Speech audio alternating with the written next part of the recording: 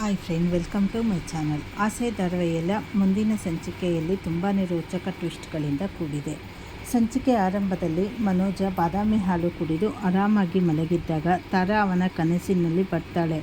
ಲೇ ಲೊಟ್ಟೆ ಕುಮಾರ, ದೇವರಂತ ಸೂರ್ಯನಿಗೆ ತಾಯಿ ಪ್ರೀತಿ ಸಿಗದ ಹಾಗೆ ಮಾಡಿ ನನ್ನನ್ನು ಅನಾಥವಾಗಿಸಿದೆಯಲ್ಲ. ಇಷ್ಟೆಲ್ಲ ಕರ್ಮ ಬೆನ್ನ ಹಿಂದೆ ಇಟ್ಟುಕೊಂಡು ನಿನಗೆ ಕಣ್ಣು ತುಂಬ ನಿದ್ದೆ ಬರುತ್ತಾ? ಕಣ್ಣಲ್ಲಿ ಕಣ್ಣಿಟ್ಟು ನೋಡು. ಕನಿಷ್ಠ ಪಕ್ಷ ನಾನು ಬದುಕಿದ್ದೇನಾ ಸತ್ತಿದ್ದೇನಾ ಅಂತ ನೋಡದೆ ನನ್ನನ್ನು ನೀರಿಗೆ ತಳ್ಳಿ ಓಡಿ ಹೋದೆಯಲ್ಲ, ಇವತ್ತು ನಿನ್ನನ್ನು ಕೊಂದು ಹಾಕ್ತೀನಿ ಎಂದು ಹೇಳಿ ಮನೋಜನನ್ನ ಕುತ್ತಿಗೆಯನ್ನು ಜೋರಾಗಿ ಈಸುತ್ತಾಳೆ. ಮನೋಜ ಉಸಿರು ಕಟ್ಟಿ ಜೋರಾಗಿ ಕಿರಿಚಿಕೊಂಡು ಎದ್ದಾಗ ಅದು ಬರೀ ಕನಸು ಎಂದು ಗೊತ್ತಾಗುತ್ತದೆ. ಆದರೂ ತಾರಾ ಬದುಕಿದ್ದಾಳಾ ಇಲ್ವಾ ಎಂಬ ದಿವಿಲು ಅವನನ್ನು ಕಾಡಲು ಶುರುವಾಗುತ್ತದೆ. ಇನ್ನೊಂದೆಡೆ ಶಾಂತಿ ಮೀನಾಳನ್ನು ಮನೆಯಿಂದ ಆಚೆ ಹಾಕಿದ್ದರಿಂದ ರಂಗನಾಥ್ ಮತ್ತು ಸೂರ್ಯ ಸಿಕ್ಕಾಬಟ್ಟೆ ಗಲಾಟೆ ಮಾಡಿರ್ತಾರೆ. ಆದರೆ ಸೂರ್ಯ ಮತ್ತು ಮೀನಾ ಸುಮ್ಮನೆ ಕೂರುವುದಿಲ್ಲ. ದೇವಸ್ಥಾನದಲ್ಲಿ ಕನಕಾಳ ತಾಳಿ ಚೈನನ್ನು ಕದ್ದ ಕಳ್ಳ ಸ್ವಾಮೀಜಿಯನ್ನು ಹಿಡಿಯಲು ಇಬ್ಬರು ಮಾರುವೇಷ ಧರಿಸಿ ಹೋಗಿ ಅವಳನ್ನು ಸಾಕ್ಷಿ ಸಮೇತ ಹಿಡಿದು ಮನೆಗೆ ಕರೆ ತರ್ತಾರೆ. ಪೊಲೀಸರ ಮುಂದೆ ಆ ಕಳ್ಳಿ ನಾನು ಸ್ವಾಮೀಜಿ ಅಲ್ಲ, ಇದೆಲ್ಲವನ್ನು ಮಾಡಿಸಿದ್ದು ರೋಹಿಣಿನೇ ಎಂಬ ಸತ್ಯ ಒಪ್ಪಿಕೊಳ್ಳುತ್ತಾಳೆ. ಇದನ್ನು ಕೇಳಿ ಶಾಂತಿಗೆ ಆಕಾಶವೇ ತಲೆ ಮೇಲೆ ಬಿದ್ದಂತಾಗುತ್ತದೆ. ಸೂರ್ಯ ಪೊಲೀಸರ ಸಹಾಯದಿಂದ ಕನಕಾಳ ತಾಳಿ ಚೈನನ್ನು ವಾಪಸ್ ಕೊಡಿಸ್ತಾನೆ. ರಂಗನಾಥ್ ಅವರು ಶಾಂತಿಗೆ ಸರಿಯಾಗಿ ಬೈದು ಇನ್ಮೇಲಾದರೂ ಬುದ್ಧಿ ಕಲಿ ಎಂದು ಎಚ್ಚರಿಕೆ ನೀಡ್ತಾರೆ. ಇದಾದ ನಂತರ ಸೂರ್ಯ ತನ್ನ ಚಾಲೆಂಜ್ನಲ್ಲಿ ಗೆದ್ದಿದ್ದರಿಂದ ಇಷ್ಟವಿಲ್ಲದಿದ್ದರೂ ಶಾಂತಿ ಕೈಯಿಂದಲೇ ಆರತಿ ಎತ್ತಿಸಿ ಮೀನಾಳನ್ನು ಮನೆಯೊಳಗಡೆ ಬಾರಮ್ಮ ನನ್ನ ಸೊಸೆ ಎಂದು ಬಾಯಿ ತುಂಬ ಕರೆಯಿಸಿ ಗೌರವದಿಂದ ಮನೆ ತುಂಬಿಸಿಕೊಳ್ತಾನೆ.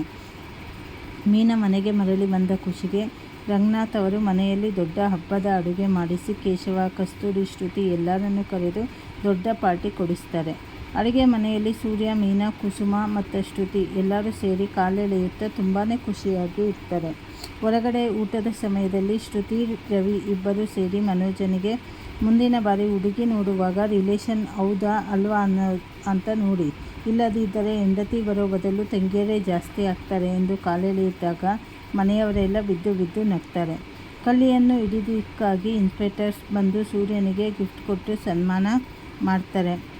ಕೊನೆಯಲ್ಲಿ ಇಷ್ಟೆಲ್ಲ ಅವಮಾನ ತಡೆಯಲಾಗದ ಶಾಂತಿ ಮತ್ತು ಮನೋಜ ರೂಮಿಗೆ ಹೋಗಿ ರೋಹಿಣಿ ವಿರುದ್ಧ ಸಿಕ್ಕಾಬಟ್ಟೆ ಕೋಪ ಮಾಡಿಕೊಳ್ತಾರೆ. ನಮ್ಮನ್ನು ಮುಟ್ಟಾಳನ್ನಾಗಿ ಮಾಡಿದ ಆ ರೋಹಿಣಿಯನ್ನು ಸುಮ್ಮನೆ ಬಿಡಬಾರದು ಎಂದು ನಿರ್ಧರಿಸ್ತಾರೆ. ಇದಕ್ಕಾಗಿ ಮನೋಜ ಒಂದು ಭರ್ಜರಿ ಪ್ಲ್ಯಾನ್ ಮಾಡಿ ರೋಹಿಣಿಗೆ ಫೋನ್ ಮಾಡ್ತಾನೆ. ಎಷ್ಟೋ ದಿನಗಳ ನಂತರ ಮನೋಜನ ಫೋನ್ ಬಂದದ್ದು ನೋಡಿ ರೋಹಿಣಿ ಖುಷಿಯಲ್ಲಿ ತೇಲಾಡ್ತಾಳೆ. ಮನೋಜ ಅವಳ ಹತ್ತಿರ ತುಂಬಾ ಸಾಫ್ಟಾಗಿ ಪ್ರೀತಿಯಿಂದ ಮಾತನಾಡಿ ಐ ಲವ್ ಯು ರೋಹಿಣಿ, ನಾನು ನಿನ್ನನ್ನು ಡೈರೆಕ್ಟಾಗಿ ಮೀಟ್ ಮಾಡಬೇಕು ಎಂದು ಹೇಳ್ತಾನೆ. ರೋಹಿಣಿ ಕೂಡ ಐ ಲವ್ ಯು ಟು ಎಂದು ಹೇಳಿ ಆನಂದ ಬಾಷ್ಪ ಸುರಿಸುತ್ತಾಳೆ. ಮನೋಜ ಅವಳಿಗೆ ತಮ್ಮ ಶೋರೂಮ್ ಲೊಕೇಶನ್ ಕಳಿಸಿ ಅಲ್ಲಿಗೆ ಬರಲು ಹೇಳ್ತಾನೆ. ರೋಹಿಣಿ ತುಂಬಾ ಖುಷಿಯಿಂದ ರೆಡಿಯಾಗಲು ಹೋದರೆ ಇತ್ತ ಮನೋಜ ಮಾತ್ರ ಇವತ್ತು ಅವಳಿಗೆ ಒಂದು ಗತಿ ಕಾಣಿಸಲೇಬೇಕು ಎಂದು ಕ್ರೂರವಾಗಿ ಯೋಚಿಸುವ ಟ್ವಿಸ್ಟ್ನೊಂದಿಗೆ ಇಂದಿನ ಸಂಚಿಕೆ ಮುಕ್ತಾಯವಾಗುತ್ತದೆ. ಮುಂದೆ ಏನೇನು ಬದಲಾವಣೆ ಆಗುತ್ತೆ ಅಂತ ಹೇಳಿ ಮುಂದೆ ತಿಳಿದುಕೊಳ್ಳೋಣ. ಹೊಸದಾಗಿ ಯಾರ್ಯಾರು ಚಾನಲ್ ನೋಡ್ತಾ ಇದ್ದೀರಾ ಚಾನಲ್ನ ಸಬ್ಸ್ಕ್ರೈಬ್ ಮಾಡ್ಕೊಳ್ಳಿ, ಲೈಕ್ ಮಾಡಿ, ಶೇರ್ ಮಾಡಿ, ಹಾಗೆ ಸಪೋರ್ಟ್ ಮಾಡಿ. ಧನ್ಯವಾದಗಳು.